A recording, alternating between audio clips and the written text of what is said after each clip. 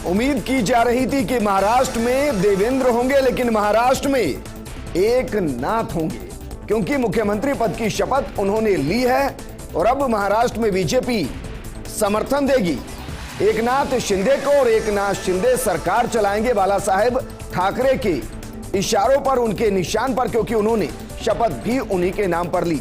महाराष्ट्र में एकनाथ नजर आए।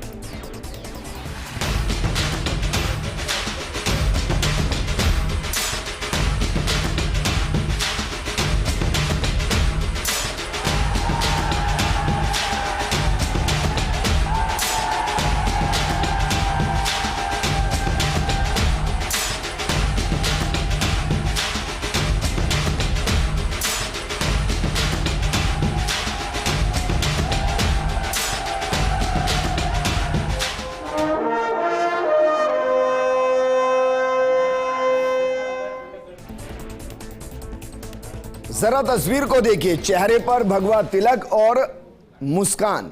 शिंदे मुस्कुरा रहे हैं क्योंकि वही शिवसेना है, वही बीजेपी के साथ का समर्थन है, वही मुख्यमंत्री की कुर्सी है। लेकिन बैठे उद्धव ठाकरे नहीं हैं, बैठे देवेंद्र फडणवीस नहीं हैं, उस पर बैठे हैं एकनाथ शिंदे। सियासी फिल्म के 11वें दिन की शाम, अटकलों और अनुमानों पर पूर्ण विराम, और इस दौरान एकनाथ शिंदे ने महाराष्ट्र के 20वें मुख्यमंत्री के तौर पर शपथ ली। उनके साथ देवेंद्र फडणवीस ने उप मुख्यमंत्री पद की शपथ ली। यह तो हुआ दरअसल फिल्म का क्लाइमैक्स, लेकिन अब इससे पहले के सीन पर भी जरा नजर डाली। जगह मुंबई, काले माइक के सामने फडणवीस बोलते हुए अपनी दाई तरफ सिर पर लाल टीका लगाए हाथ बैठे, शिंदे मौन बैठे हुए थे।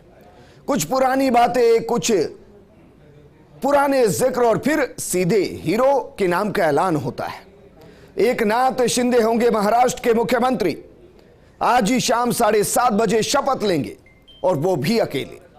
बीजेपी उनका समर्थन करेगी, सरकार में शामिल भी होगी, लेकिन देवेंद्र फडणवीस कहते हैं कि मैं सरकार से बाहर रहूंगा, मैं सरकार का हिस्सा नहीं रहूंगा। यह ऐसी घोषणा थी जिसने सभी को चौंका दिया। फडणवीस ने जैसे ही सरकार से बाहर रहने की बात कही, बीजेपी का केंद्रीय नेतृत्व सक्रिय हो गया। शायद उनको भी अंदाजा नहीं था कि जो संदेश देवेंद्र फडणवीस को भेजा गया है उसमें से आधे को ही वो सुनाएंगे, आधे पे मौन हो जाएंगे। तुरंत पार्टी अध्यक्ष जेपी नड्डा ने फडणवीस के बारे में कहा कि फडणवीस ने बड़ा दिल दिखाया है, अब उन्हें डिप्टी सीएम का पद स्वीकार करना चाहिए। इसके बाद अमित शाह ने कहा कि फडणवीस सरकार में शामिल होने के लिए मान गए हैं। हालांकि इसके पीछे की एक थ्योरी यह भी है कि यह भी पहले से प्रायोजित होगा कि देवेंद्र फडणवीस एकनाथ शिंदे के नाम की घोषणा करेंगे और कहेंगे कि वो सरकार से बाहर रहने वाले हैं, क्योंकि अगर देवेंद्र फडणवीस उसी वक्त कहते कि वो उप मुख्यमंत्री की कुर्सी पर बैठेंगे तो शायद इससे उनका कद छोटा होता। और ऐसे में प्रधानमंत्री मोदी उनको फोन करते हैं, गृह मंत्री अमित शाह उनको फोन करते हैं, जेपी नड्डा फोन करते हैं। दरअसल ये देवेंद्र फडणवीस के कद को ऊपर बढ़ाने की एक राजनीतिक तरीके से पूरी बिछाई हुई बिसात, जिसमें यह दिखाया गया कि शिवसेना के मुख्यमंत्री को रिप्लेस किया है शिवसेना के ही विधायक ने, और देवेंद्र फडणवीस या बीजेपी सत्ता का लालच नहीं करती, और इसलिए देवेंद्र फडणवीस ने खुद एकनाथ शिंदे को मुख्यमंत्री पद के लिए घोषित किया। और फिर देवेंद्र फडणवीस के कद को बढ़ाने के लिए आला कमान से फोन आए और दिखाया गया कि पार्टी एक समर्पित पार्टी है, जिसमें जो आदेश मिलेगा उसको स्वीकार किया जाएगा, क्योंकि देवेंद्र फडणवीस ने भी यही कहा, मेरे लिए पार्टी सर्वोपरि, जो आदेश दिया उसकी पालना करूंगा।